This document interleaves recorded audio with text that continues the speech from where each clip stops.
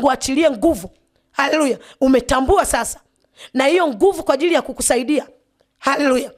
Sema Bwana Yesu, niko mbele zako.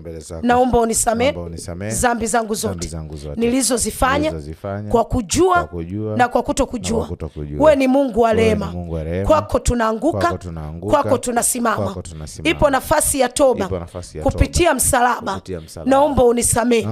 Futa jina langu kwenye kitabu cha hukumu, kwenye kitabu cha hukumu. Andika jina langu kwenye kitabu cha uzima. Na mkataa shetani na kazi zake zote na mateso yake yote na fahari yake yote. Shetani bye bye, na kukiri Yesu uwe Bwana na Mwokozi wa maisha yangu. Nimesikia neno lako na mimi nahitaji huo msaada. Nahitaji huo msaada.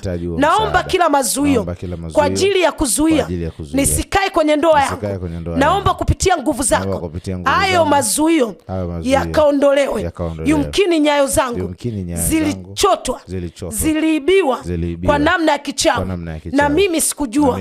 Naomba Bwana Yesu, kuanzia leo ukanirudishie, maana umesema nao utairudisha ile miaka iliyoliwa na zige, iliyoliwa na papale, iliyoliwa na madumadu. Ni kweli nimegundua ipo miaka yangu ambayo imeibiwa. Miaka inaenda, sina ndoa, sina amani, sina furaha, sipigi hatua kwenye maisha yangu.